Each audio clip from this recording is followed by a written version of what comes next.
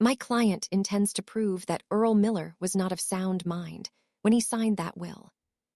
The courtroom went silent.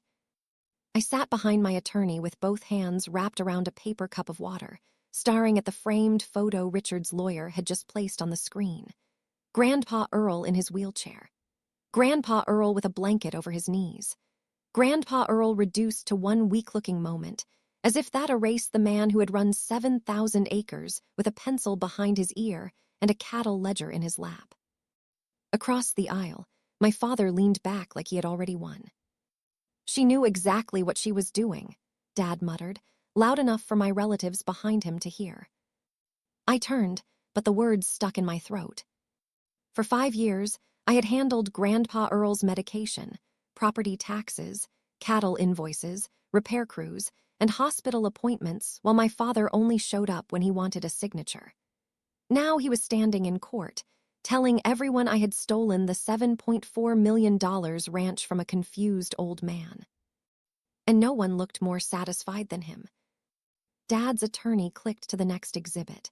"We will show that Ms. Miller had unusual access to Earl, isolated him from family, and benefited directly from that isolation." A whisper moved through the benches. I felt my Aunt Linda shift beside me. When I sat down after the morning break, she quietly moved her purse to the other side of her chair. I saw it. Dad saw it too. Outside the courthouse, the humiliation got worse. A few cousins gathered near the steps. 2 ranch hands stood by a pickup. A local reporter waited with a small recorder in her hand. Dad walked straight toward me and pointed at my face. "My father wasn't in his right mind," he said. "I'm taking this all the way until that ranch is back where it belongs." My attorney touched my elbow. "Do not answer him here." Dad smiled, because he knew I wouldn't. That afternoon, back at the ranch office, I searched Grandpa Earl's desk for tax records my attorney needed. My fingers brushed something taped beneath the bottom drawer. A brass key. Attached to it was a yellowed tag in Grandpa Earl's handwriting. "Storage room B only open when Richard lies." I stood frozen in the empty office. What had Grandpa Earl hidden before he died? I didn't sleep that night. I sat in Grandpa Earl's office long after midnight with the brass key lying in my palm, turning it over and over until the edge left a red mark in my skin. Storage room B was not in the house. It was inside the old equipment barn near the west fence line, the same barn Dad's attorney had listed in the disputed estate inventory. Which meant I couldn't touch it. Not without giving Dad exactly what he wanted. My attorney, Marcy, had warned me that afternoon. "Joana, if anything inside that room becomes important, we need a clean chain of custody. No private searches, no unlocked doors, no chance for Richard to say you planted evidence." I looked out the office window toward the dark outline of the barn. Grandpa had left me a key, but Dad had left me trapped. The next morning, I was still at the desk when I heard tires on the gravel. I stood too fast, knocking my coffee against a stack of feed invoices. Dad's black truck pulled up outside like he still owned the place. He came in without knocking. "Morning, Joana."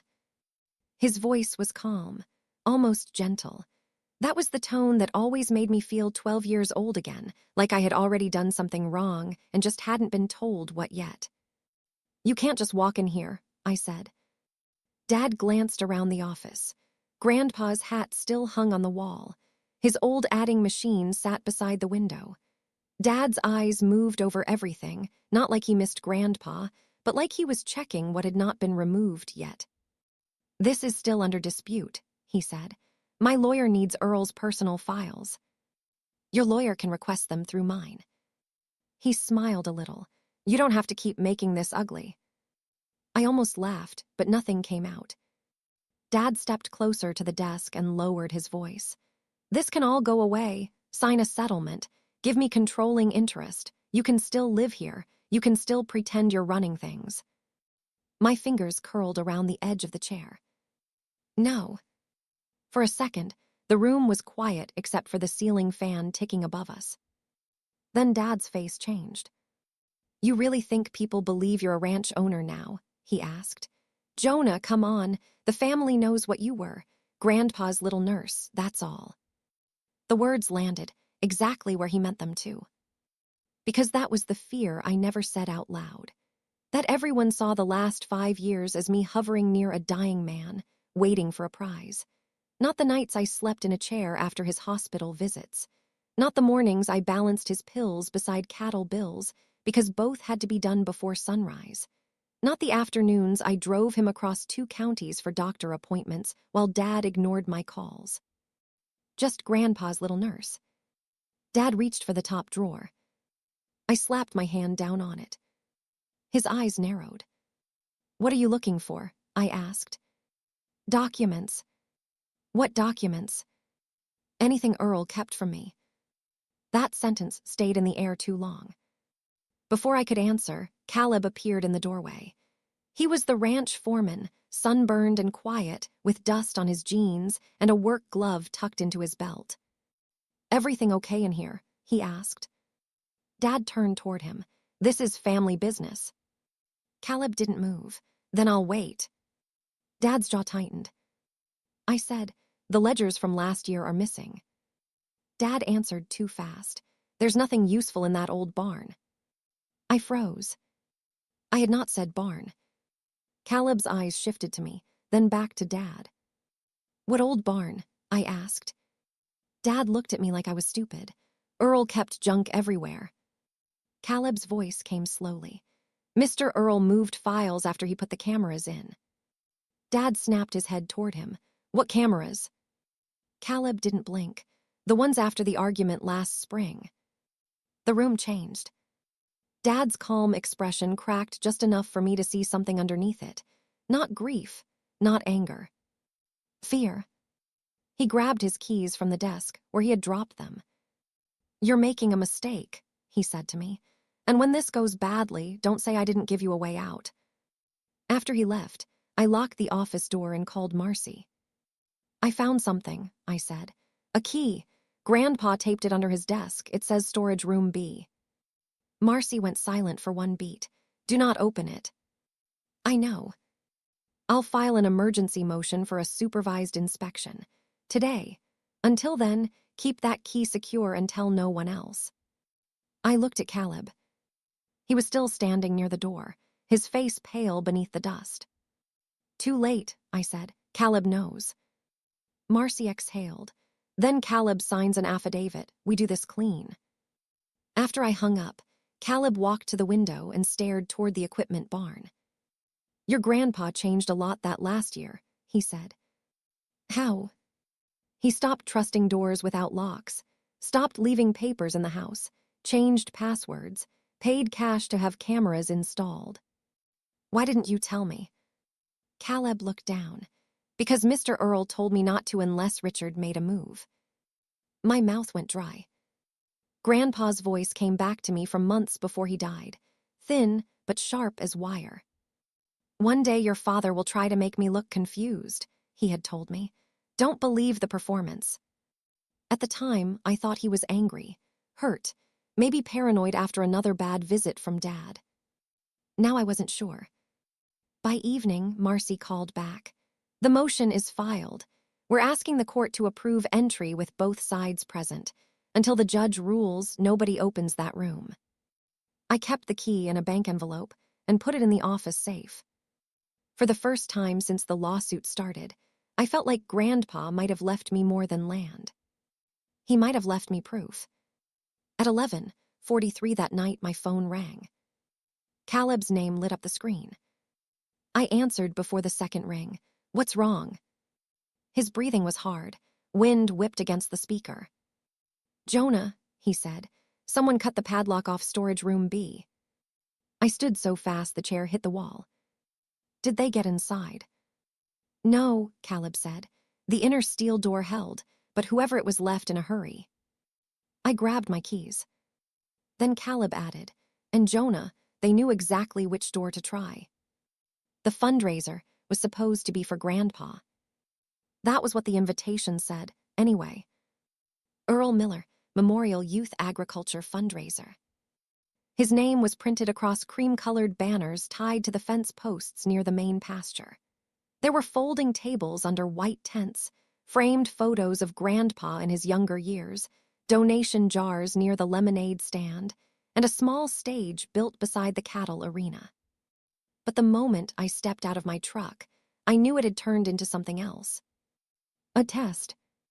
People didn't come toward me the way they used to. Neighbors who had eaten at Grandpa's table looked suddenly interested in their paper plates. Cousins glanced at my boots, then at the ranch house behind me, like I had stolen both. One of Dad's friends gave me a tight smile and said, "Holding up okay." Before I could answer, he looked over my shoulder and walked straight toward Dad.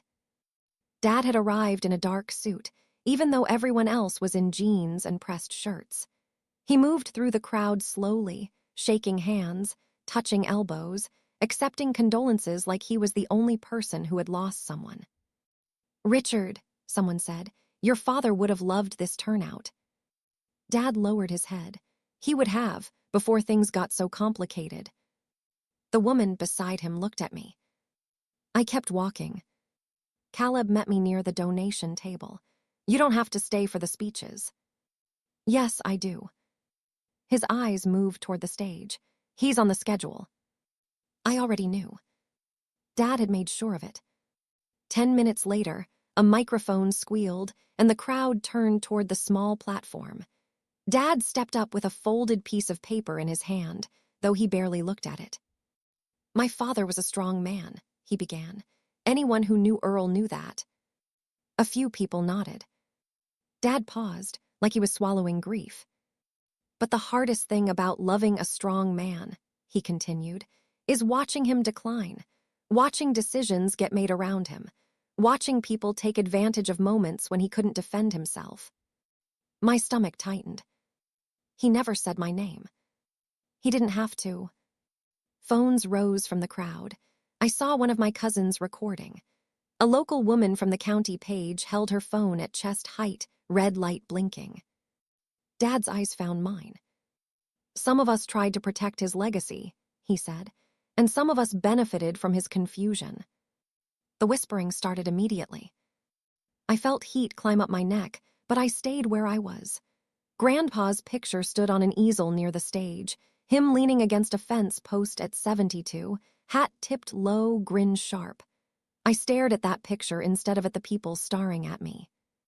Then Dad shifted. "And when this matter is corrected," he said, "when the ranch is returned to proper family control, I intend to make practical decisions. We may need to sell a portion of the land to stabilize the legacy my father left behind." The ranch hands near the back went silent. One of them, Bobby, actually said, "Sell." Dad pretended not to hear. I did. Grandpa had spent half his life refusing developers. He used to say, "A man who sells land for quick money spends the rest of his life trying to buy back his soul." Dad wasn't fighting for Grandpa's legacy. He was fighting for a sale. As people clapped politely, Caleb leaned close beside me. "There's something you need to know," he said. I turned toward him, "Now," before he says anything else. We moved behind the supply trailer, just far enough from the crowd that Dad couldn't see us clearly.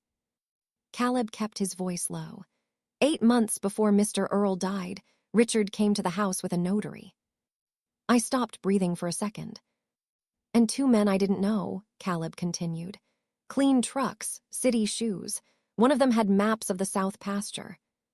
"Developers," I said. Caleb nodded. "What happened?" "Your grandpa threw them out." I could almost see it. Grandpa's hands gripping the arms of his chair, voice rough but steady, ordering grown men off his land. "Why didn't you tell me?" "Because he told me not to." Caleb looked past me toward the tents. "He said Richard would punish you for it somehow, said if you knew, you confront him, and Richard would turn it around on you." My eyes burned, but I blinked it back. This was not just Dad being angry about the will. This had started before Grandpa died. Dad had already tried to take control while Grandpa was alive. A burst of laughter came from the stage area. Dad was stepping down, surrounded by people patting his shoulder. Something in me shifted. For 20 months, I had let him speak first. In court, in the family, in every room where people looked at me like I had done something dirty. I kept thinking silence would make me look respectful. But Dad had used my silence as permission. I walked back toward the stage. Caleb said, "Joana." I didn't stop. The microphone was still on the stand. Dad saw me reach for it, and his smile fell. The crowd quieted in pieces. I gripped the microphone with both hands so no one could see them shaking. "My grandfather knew exactly what he wanted," I said. The speaker crackled, and my own voice came back at me across the pasture. He did not want this ranch sold, not in pieces, not under pressure, not to make anyone more comfortable with what he left behind. Dad started toward the stage. "Joana, don't embarrass yourself." I looked directly at him. "No." The word was small, but it cut through everything. A few people turned. I kept going. "I won't settle this case just because my father thinks I'll get tired. I won't sign away control. And I won't sell Grandpa's land to developers he spent years refusing." The ranch hand stood straighter. Dad reached the side of the stage, his face calm for everyone watching. But when he leaned close, his voice dropped low enough that only I could hear. "You keep fighting me," he whispered, "and I will drag every bill, every medication log, every private moment with Earl through court until no one in this county trusts you." My hand tightened around the microphone. For a second, I thought he might grab my arm. Instead, he smiled for the crowd and stepped back. Then my phone buzzed in my pocket. "Marcy." I looked at the message. "Judge approved supervised inspection of storage room B tomorrow morning. Both parties required." Dad saw my face change. He glanced down at the screen before I could turn it away. For the first time all day, he looked like the ground had moved under him. Then he leaned in again, his smile gone. "You have no idea what opening that room is going to cost you." The next morning, the old equipment barn looked less like part of the ranch and more like a crime scene. 2 trucks from the attorney's offices sat beside Caleb's pickup. A court clerk stood near the barn door with a clipboard pressed against her chest. A locksmith unpacked tools on a folding table. Marcy had brought a videographer, and Dad's attorney had brought one too, both cameras already pointed at the same steel door. Nobody trusted anybody. Dad stood 10 feet away from me in a gray jacket and polished boots that had never touched real mud. His attorney whispered in his ear while he stared at storage room B like it might stare back. Marcy held out her hand. "The key, Joana." I took the bank envelope from my purse. My name, the date, and the words Grandpa's desk key were written across the front in Marcy's handwriting. She opened it in front of everyone, removed the brass key with gloved fingers, and showed it to both cameras. "For the record," the court clerk said, "entry is being conducted under court order, with representatives from both parties present." Dad let out a short laugh. "All this for an old storage room." Caleb looked at the cut padlock lying in an evidence bag on the folding table. "Someone thought it mattered," he said. Dad's eyes snapped toward him. The locksmith opened the outer door first, then knelt at the inner steel door. Grandpa had installed that 1 year ago after a tractor theft, but standing there now, I wondered if that was only the story he had wanted people to believe. The brass key turned with a heavy click. The door opened. Dust rolled out in a slow gray breath. Inside, the room was not chaos. It was not the cluttered mess Dad had implied Grandpa left behind. Metal shelves lined the walls, each one labeled in Grandpa's blocky handwriting. Land parcels, tax records, medical, correspondence, cattle operations, will documents. Every box had a year written on the side. Every folder faced the same direction. There was even a handwritten inventory taped to the first shelf. Marcy looked at Dad's attorney. "Your client called this junk." Dad's attorney did not answer. I stepped just inside the doorway and felt my throat close. Grandpa had not been confused when he made this room. He had been preparing. The videographer followed every movement while Marcy opened the box labeled medical. She pulled a folder from the front and read the tab. Capacity evaluation, she said, 3 weeks before execution of the will. Dad shifted. Marcy opened it, scanned the first page, then handed it to the court clerk. Alert, oriented, understands assets, heirs, and consequences of estate decisions, she read aloud. Physician found Mr. Miller capable of making independent financial and legal choices. For the first time in 20 months. Dad didn't interrupt. His attorney stepped forward quickly. That does not eliminate undue influence. No, Marcy said, it doesn't. Then she looked back at the shelves. But it tells us where to keep looking. The next box was labeled correspondence. Inside were printed emails, clipped and sorted by date. Marcy removed one stack and read the top line silently. Her eyes flicked toward me, then toward Dad. What is it? I asked. She did not hand it to me. She handed it to the clerk. Emails between Richard Miller and a land development representative. Projected sale value, parcel options, estimated payout timeline. The dates were from before Grandpa died. I looked at Dad. He stared at the wall behind me. You were already planning the sale, I said. Dad's jaw moved, but he said nothing. Caleb stepped closer to one shelf. Those camera labels weren't here before. On the lower rack sat 3 hard drive cases with white tape across the front. Ranch office. Front gate. Sitting room. I remembered Caleb saying Grandpa installed cameras after the argument last spring. Dad had acted like he didn't know about them, but now he was staring at those cases like they had teeth. Marcy opened the sitting room case, but didn't remove the drive yet. We'll log all digital evidence before review. Dad's attorney leaned toward him. Richard, we should request a recess. Dad answered too quickly. No. Everyone heard it. His attorney lowered his voice. This is not the place to. I said no. The room tightened around us.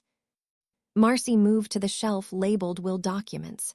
There were fewer boxes there, but one small fireproof safe sat beneath them. It was old, black, and scratched across the top. Grandpa had written one word on a strip of masking tape. Court. The clerk logged it. The locksmith checked the lock.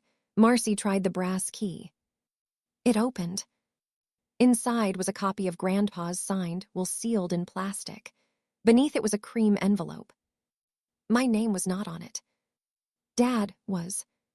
For court, if Richard contests. I heard Dad inhale sharply. Marcy lifted the envelope and showed both cameras. The seal was still intact. The clerk noted it before Marcy opened it. Inside was a flash drive and a folded piece of paper. Marcy read the note silently first. Her face changed, not dramatically, but enough that I felt cold move across my shoulders. What does it say? I asked. She turned the paper so the clerk could see. I recorded this voluntarily after Richard's final visit. Joana does not know this exists. Play it only if he tries to challenge my mind. No one spoke. Dad's attorney finally said, "We object to any immediate viewing without authentication." Marcy nodded. Then we log it and request judicial review. That afternoon, we were called into chambers. The judge sat behind his desk, with the court clerk beside him and both attorneys present.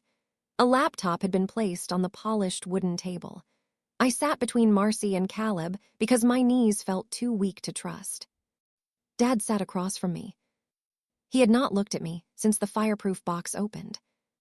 The clerk inserted the flash drive. A file appeared. Final statement, Earl Miller. The judge looked over his glasses. This is a preliminary review. No one speaks over the recording. The video opened on Grandpa's sitting room. The same lamp with the green shade. The same framed photo of Grandma on the side table. The same window where the afternoon light always came in gold. Then Grandpa appeared. Alive. Clear-eyed. Sitting upright in his favorite chair, wearing a clean blue shirt buttoned to the collar. Across the table, Dad's face drained of color. He recognized the room. He recognized the day. The judge nodded to the clerk. She pressed play. Before anyone could speak, Grandpa Earl looked straight into the camera and said, "My name is Earl Miller, and if Richard is watching this in court, it means he did exactly what I knew he would do." Grandpa's voice filled the judge's chambers. "My name is Earl Miller, and if Richard is watching this in court, it means he did exactly what I knew he would do." No one moved. Not Marcy, not the judge, not the court clerk, not Dad's attorney, who had gone completely still with one hand resting on his closed leather folder. I stared at the screen. Grandpa looked thinner than I remembered, but his eyes were steady. His hair was combed. His shirt was buttoned neatly, the way he dressed when something mattered. He had placed a sheet of paper on his lap, but he barely looked down at it. "My full name is Earl Thomas Miller," he said. "The date is March 12th. I am making this recording in my sitting room, on my own property, without Joana's knowledge, without her instruction, and without anyone asking me to say these words." The judge leaned back slightly. Grandpa continued. "3 days ago, Dr. Henson evaluated me and found me capable of understanding my property, my family, my will, and the consequences of my decisions. That report is in storage room B under medical, dated March 9th. Marcy's fingers tightened around her pen. Dad did not look at the judge. He looked only at the screen, like he wanted it to shut off by itself. Grandpa took a slow breath. "I know what my son Richard is going to claim when I'm gone. He is going to say I was confused. He is going to say Joana influenced me. He is going to say she kept people away from me so she could take this ranch." The room felt smaller with every word. Grandpa's mouth pressed into a hard line. "That is a lie." Dad shifted in his chair. Grandpa continued. "Richard has spent the last year trying to get control of this land. First, he asked me to sell part of the South Pasture to a development group. I told him no. Then he brought papers to my house and called them estate simplification documents. They were not. They gave him control over decisions I never agreed to give him." Dad's attorney slowly turned his head toward Dad. Dad whispered, "That's not." The judge raised one finger. Dad stopped. On the screen, Grandpa looked directly into the camera. "He came with a notary. He came with 2 men from that development company. He told me I was being stubborn. He told me Joana was too weak to run this place and that the ranch would be wasted if I left it in her hands." I felt my fingernails press into my palm. I remembered that week. Grandpa had been quieter than usual. He had asked me to check the locks twice before bed. He had told me he was tired, but not why. "He wanted me to sign," Grandpa said. "When I refused, my son told me he could make people believe I was not right in the head. He said he could have me declared incompetent. He said by the time he was finished, no one would trust a word I said." Dad's face changed then. Not grief, not shame. Panic. Grandpa reached for a paper beside him and held it up to the camera. "This is one of the draft signature pages Richard left behind. It has a signature on it that is meant to look like mine. It is not mine. I did not sign it." Dad's chair scraped back half an inch. His attorney closed his eyes for 1 second, then opened them and shut his folder. Grandpa lowered the paper. "I am leaving the Miller Ranch to Joana because she protected it without asking for it. She paid overdue feed bills from her own savings when Richard stopped answering calls. She drove me to every appointment when others said they were too busy. She slept in the chair beside my hospital bed and woke up every 2 hours to check whether I was breathing." My vision blurred. I pressed my hand over my mouth, but I still heard him clearly. "She refused to let developers tour this property when Richard tried to arrange it behind my back. She never asked me to change my will. She never asked me for land. She asked me to eat when I did not want to.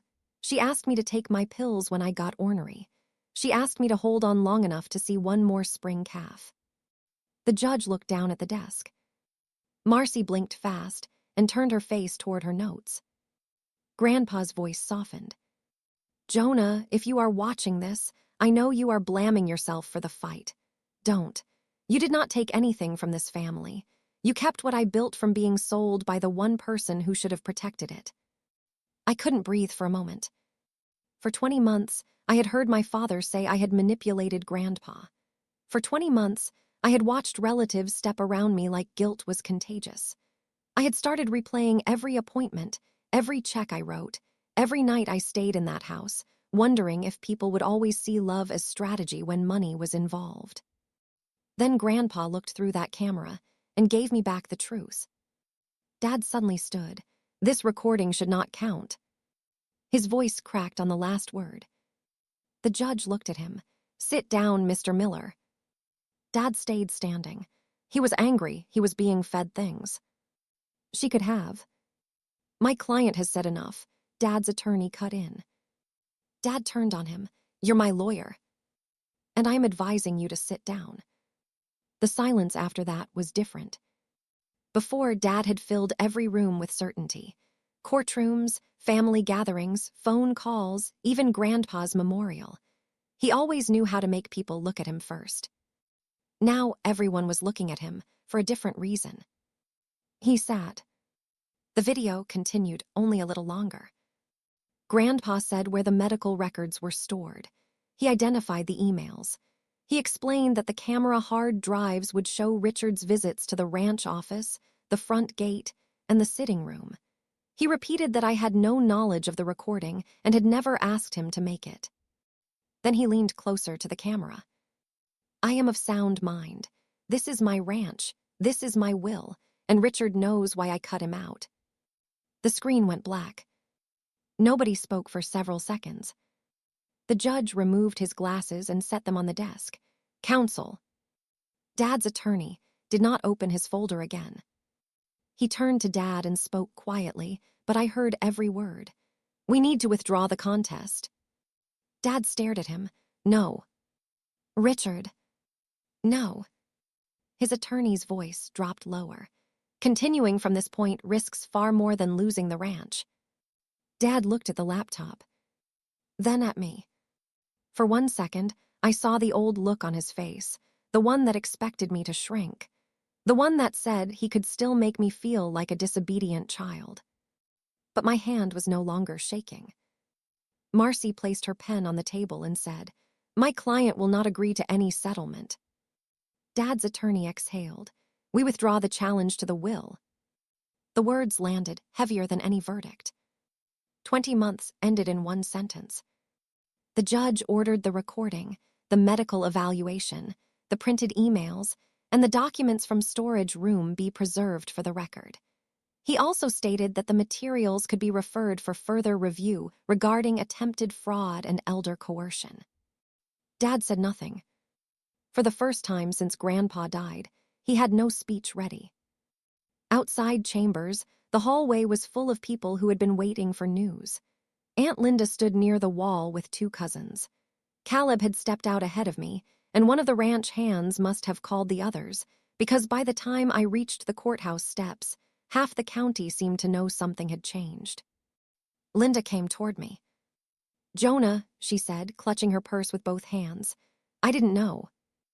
I looked at the same purse. She had moved away from me in court. "I know," I said. She waited, like she wanted me to make it easier for her. I didn't. Caleb stood beside my truck. "You ready to go home?" Home. For 20 months, the ranch had felt like evidence, a disputed asset, a thing people measured, priced, and whispered about. That day, it felt like Grandpa's land again. When we got back, Caleb walked straight to the gate office and removed Dad's access card from the system. He held it up before dropping it into the shredder.